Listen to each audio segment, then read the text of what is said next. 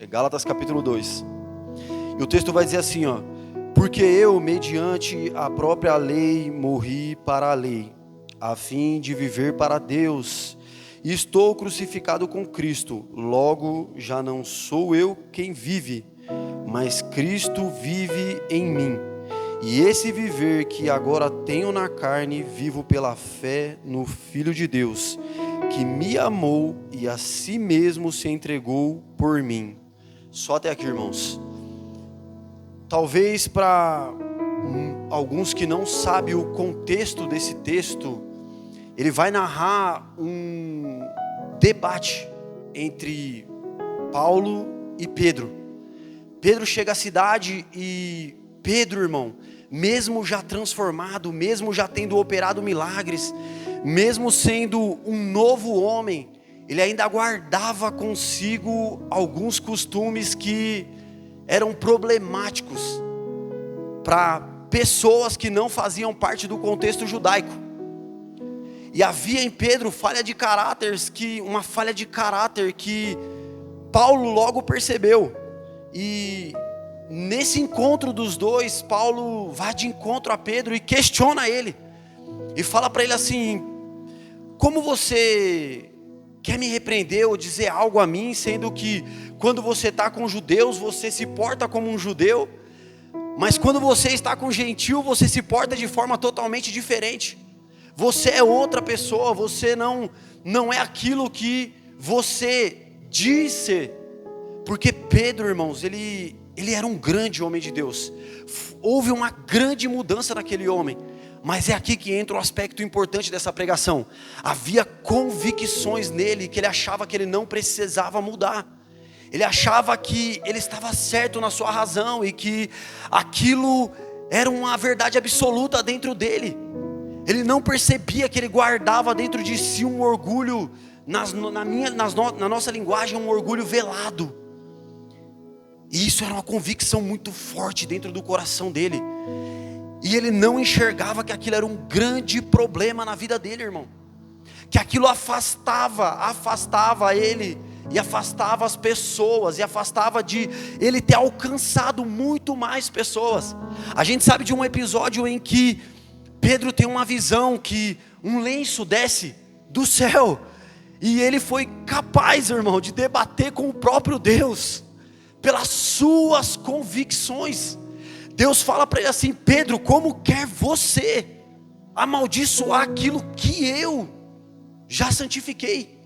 Porque na verdade, irmão, Deus estava ali não enviando Pedro simplesmente para que ele cumprisse ou fizesse milagre fora do seu convívio natural, mas na verdade Deus estava enviando Pedro para curar o ego dele, porque havia nele ali um problema muito sério.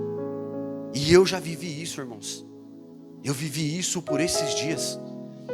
Houve um episódio muito sério na minha vida, há alguns anos atrás, em que um homem deu um tapa no rosto de uma pessoa que eu amava muito.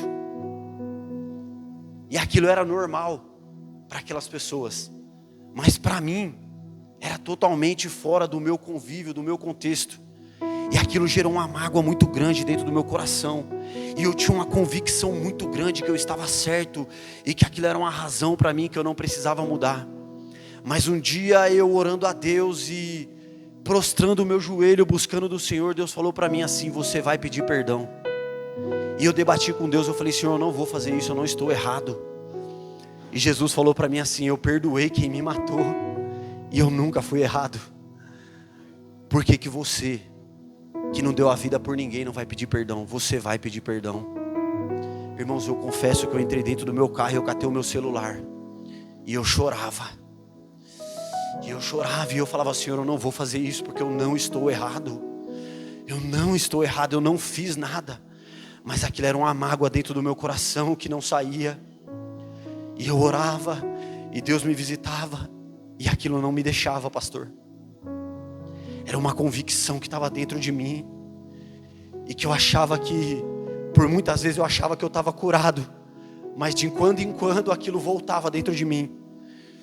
E mesmo eu chorando, e mesmo eu pedindo perdão, aquilo não saía. Até o dia em que o Espírito Santo de Deus me visitou e falou para mim assim: é através da vergonha, a vergonha vai te libertar. Quando você confessar, quando você abrir o seu coração para outras pessoas, quando você sentar e você falar sobre o assunto, quando você demonstrar suas fragilidades, você será curado. E foi o que eu fiz, irmão. Eu procurei outras pessoas, eu confessei, eu falei que eu não conseguia, mas a partir daquele momento o meu coração passou a ser limpo, porque eu entendi que quando eu estou no Evangelho não há razão. A razão é Cristo, irmão. A razão é Cristo. E qual de nós que está aqui que teve mais razão do que Cristo para dizer que não pode perdoar, para dizer que não pode ser humilde, para dizer que é sábio o suficiente, para dizer que não haverá mudança sobre a tua vida, que você é melhor do que o outro, que você não vai abandonar as tuas convicções, que você não vai deixar tudo aquilo que você aprendeu. Aleluia! Qual de nós aqui, o Senhor te pergunta nessa noite, é melhor do que o próprio Cristo, para dizer que você já sabe tudo, que você é melhor do que tudo?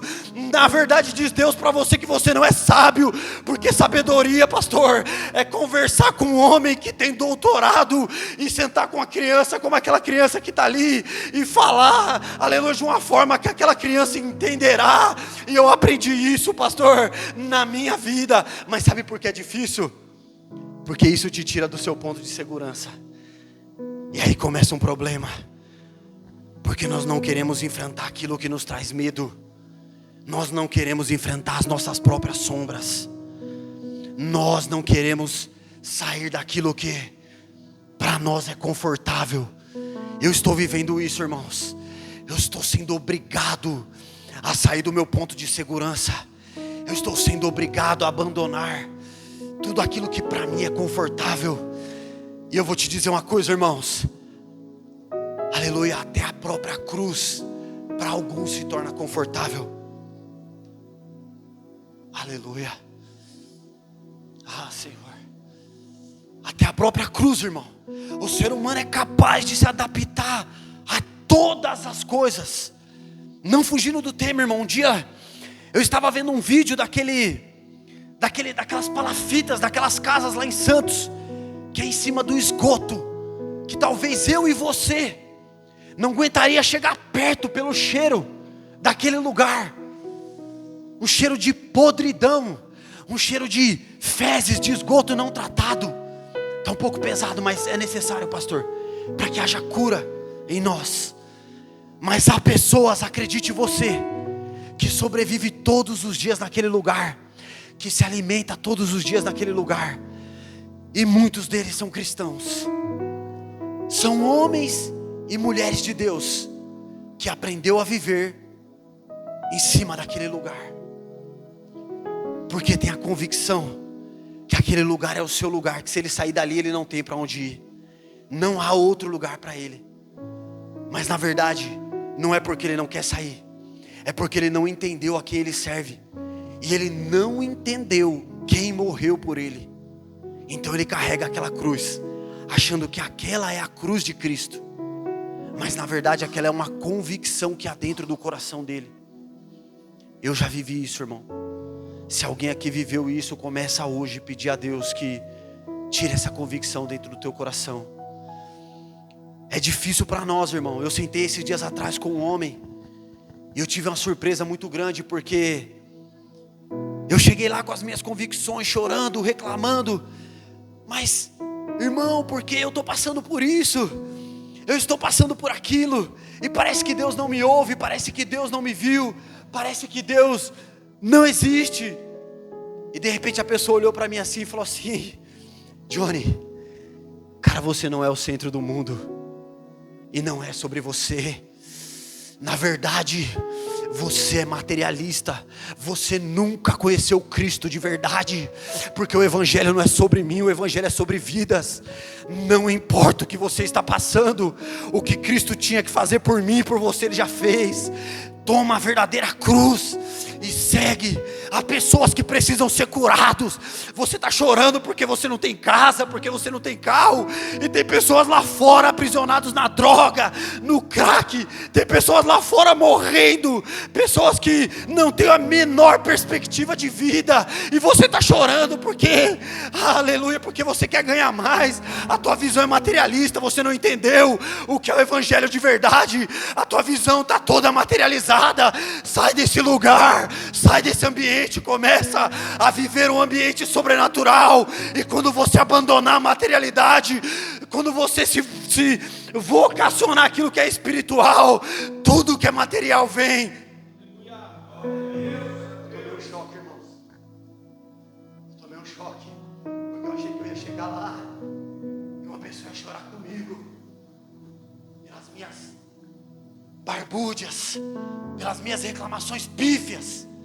Dias depois, eu tomei aquele conselho, saí de lá chorando, saí de lá, irmão, com raiva, saí de lá, sabe, pastor? Pô, eu fui lá e eu estava precisando e isso e aquilo.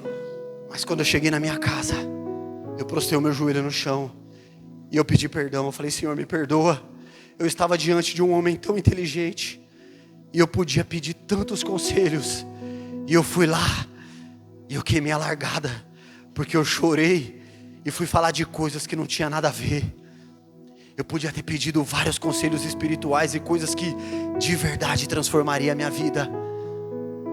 Mas eu me coloquei como centro do negócio e não Cristo como centro. E eu comecei a chorar e pedir perdão e me arrepender. E falei: Senhor, me perdoa, me perdoa, me perdoa, porque a minha visão é materialista, ela não é espiritual. O reino está aí, pessoas precisam ser curadas. E eu estou preocupado se eu vou comprar a casa de 5 cômodos, se eu vou comprar o carro do ano. Não que Deus não possa me dar isso, irmão, não é isso. Não é isso. Mas quando o reino de Deus vem em primeiro lugar, aí Paulo vai dizer: eu já fui crucificado com Cristo. Ou seja, tudo que está aí fora para mim já não importa mais.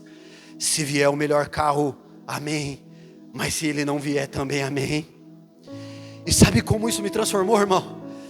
Dias depois eu fui internado, cheguei no hospital, mal aguentava respirar. Colocaram uma sonda no meu nariz, uma sonda, um cano grosso no meu nariz. Colocaram um respirador para mim. E quando eu cheguei no hospital, antes de tudo isso, eu cheguei no hospital, só deu tempo de eu cair lá. A minha barriga inchou, eu não conseguia respirar. Respirar, irmãos. Esse movimento natural que todo mundo respirou aí, nem percebeu. Eu não conseguia fazer isso, pastor. E logo eu fui parar na UTI. E quando eu fui parar na UTI, um grande amigo, pastor, foi me visitar.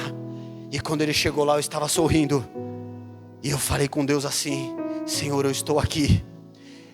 E o Senhor não implanta ninguém em lugar nenhum à toa. Aleluia. Quando sui mio, se eu estou aqui, Senhor, é porque a tua palavra precisa ser pregada. Não me importa porque eu vim parar aqui. Não me importa se eu vou morrer pelo câncer. Não me importa se eu vou morrer por outra coisa. Mas tem pessoas aqui que precisam ouvir a tua palavra. Aleluia. Senhor, eu quero pregar o evangelho. Eu levantei, irmão, mesmo com aquele monte de aparelho, de fio, e comecei a orar por pessoas que ali estavam. Eu comecei, irmãos, a falar da palavra, porque a minha cruz eu comecei a carregar. Já não importava mais se havia o carro do ano, se a casa viria, mas importava que pessoas ali precisavam ser curadas. A cura já não era mais sobre mim, mas era sobre o próximo. Já não era mais aquilo que era importante para mim, mas era importante. Se para você nessa noite já não importa mais aquilo que é material, as suas convicções, se você quer deixar, começa hoje a falar com Deus: Senhor, me ajuda a deixar as minhas convicções, me ajuda a aprender o verdadeiro evangelho, me ajuda a ter a verdadeira humildade, me ajuda a deixar o ego de lado. Às vezes é um ego velado que nem você percebe, e Cristo quer tocar no teu ego. Cristo quer tocar naquilo que você acha que para você não vai abandonar. Mas é hoje o dia. Renúncia sobre isso, irmãos. Renúncia sobre isso. Ah, Senhor, pastor, eu vim com tudo preparado, mas o Senhor mudou no meio do caminho. Eu vim com todo o script, mas o Espírito Santo de Deus tomou outro caminho. Renúncia sobre isso. Esses dias atrás, para não demorar muito, para não tomar muito tempo dos irmãos, essa palavra será breve. Uma pessoa ligou, pastor. Uma irmã ligou desesperada para minha esposa. Eu vou sair de casa. Eu vou abandonar o meu esposo. Eu vou embora. A gente já sabia o caso. A gente já entendia o que ali estava acontecendo. E de fato ela não estava errada na atitude que ela queria tomar. E é triste quando você vê que a pessoa chega num ponto em que ela não vê esperança para a situação dela. Ela não vê uma saída. E ela entra num estágio de desespero. E ela vai tomar qualquer atitude porque o medo, a dor que ela está sofrendo é maior do que tudo que ela enxerga naquele momento. Ela não consegue enxergar nada além daquilo. Então ela vai tomar uma atitude de forma emocional. O problema é que sentimentos são passageiros, mas atitudes são permanentes. Quantos que saiu do nosso meio, quantos que por coisas bobas abandonou o seu lugar de auxílio, o seu lugar de cuidado, por causa do ego, por causa do seu egocentrismo humano, pela falta de amor e empatia, pela falta de sabedoria, tomou uma decisão emocional e estão aí chorando, não acha mais lugar. Comentei até com o pastor esses dias que, conversando com um grande amigo, ele falou para mim, irmão, para não expor aqui, eu saí, Johnny, mas aquela casa ainda é a minha casa. Eu não consigo abandonar aquele lugar. Eu entro em outros lugares, eu vou em outras igrejas, eu piso em outros ambientes, mas aquele é o meu lugar. Eu não consigo abandonar aquele lugar. Aquilo lá para mim é como uma família. Mas tomou uma decisão emocional e o ego fala mais alto. Ele não tem a coragem de chegar e pedir perdão. Fala, pastor, senta comigo. A minha decisão foi emocional. Eu quero pedir perdão. Eu estou aqui para ser discipulado. Eu estou aqui para aprender. Pedro tinha inúmeras fragilidades, inúmeros problemas. Mas uma coisa que havia, pastor, no coração de Pedro era a humildade. Jesus falou palavras duríssimas para Pedro. Palavras que talvez eu e você, se ouvisse 1% do que Jesus disse a Pedro, teria ido embora. Mas Pedro decidiu ficar. Porque mesmo em meio a todas as suas convicções, ele entendia que Cristo era o único que podia levar ele a um lugar do qual ele nunca tinha ido. E o pior, irmãos, voltando ao relato que eu estava contando, eu fui conversar com o esposo dessa irmã. E a tragédia foi pior, porque ele era todo convicto de si. Eu não estou errado, eu não vou pedir perdão, para mim tanto faz. E eu olhei para aquele homem e disse para ele, meu irmão, você entende que você está abandonando a tua família, a tua filha? Você entende que o mal que você está causando na tua geração? Ele não quis dar ouvido, irmãos. Para ele tanto fazia se a esposa seria destruída, se a filha ia chorar, ia sofrer. Mas as suas convicções falavam mais alto. E ele tomou uma atitude, pastor. Mas sabe por que homens tomam esse tipo de atitude? Porque nunca foram crucificados com Cristo de verdade. Porque o homem que verdadeiramente foi crucificado com Cristo, ele é humilde. Ele tem um coração voluntário. Ele tem um coração amável. Paulo, irmãos, de todos os problemas que ele tinha e de todas as suas convicções, no final da sua carreira ele começa a chamar muitos que no decorrer da caminhada ele machucou, ainda que de forma involuntária, porque ele tinha um coração voluntário e ele reconheceu que era necessário. E nessa noite eu quero te convidar, irmãos, comece a olhar para dentro de você nesse momento. Comece a olhar para dentro daquilo que é mais profundo, daquilo que ninguém sabe, daquilo que ninguém vê, e comece a verdadeiramente se questionar se as suas atitudes é de alguém que verdadeiramente está carregando a cruz de Cristo, é verdadeiramente de alguém que foi crucificado com Cristo. É verdadeiramente de alguém que já morreu para este mundo e vive para o reino. Eu tive essa experiência, irmãos. Quando meu amigo chegou lá, pastor, ele olhou para mim e falou assim: Johnny, eu achei que eu ia chegar aqui e encontrar um homem chorando, um homem triste, um cara dentro da UTI. E eu falei para ele por que eu estaria triste. Para mim nada importa mais. O que importa para mim é se essas pessoas forem curadas. O que importa para mim é se eu sair daqui um dia lá na frente, eu ouvi alguém contar um testemunho e dizer que um rapazinho um dia lá no hospital falou da palavra de Deus para ele. E através daquela palavra a vida dele, a casa dele foi transformada.